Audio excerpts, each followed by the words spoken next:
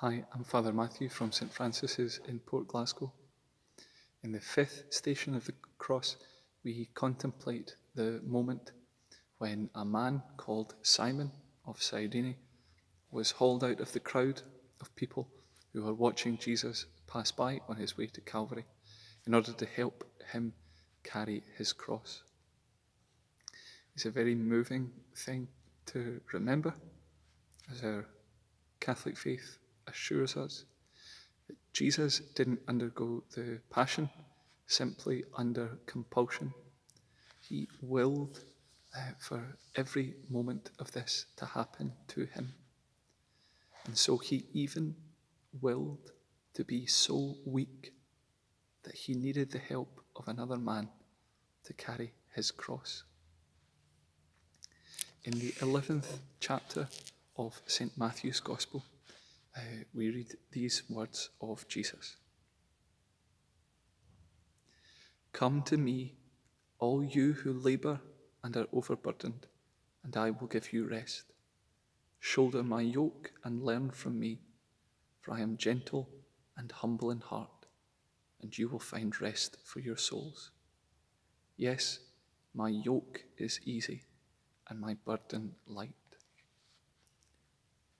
Those are very comforting words that remind us that Jesus never gives us a burden that's too heavy for us to carry, and that anything that we do have to put up with and suffer is really a share in his sufferings, and so they help us grow closer to him.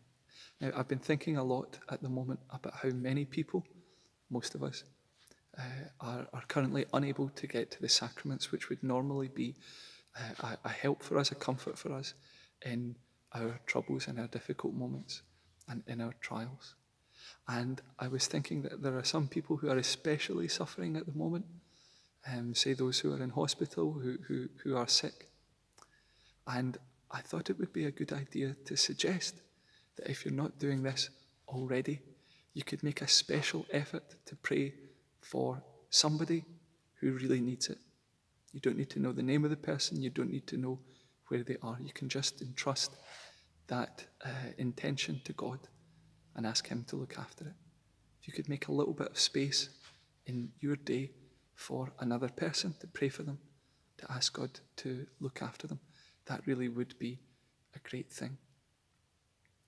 It reminds me of a moment in an essay by the great Christian writer C.S. Lewis.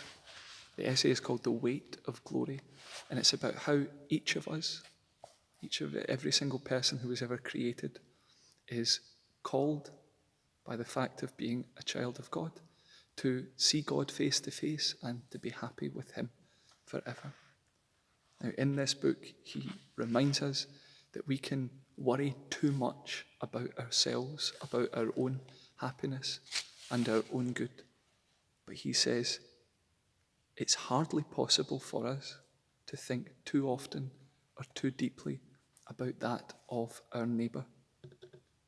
In a very moving passage, he says, there are no ordinary people. You have never talked to a mere mortal. And he goes on to say, next to the Blessed Sacrament itself, your neighbour is the holiest thing presented to your senses. That, if nothing else, should remind us that it's so important to try to be kind, patient with one another. Especially it should remind us to pray for one another, to bring each other before God in a moment of quiet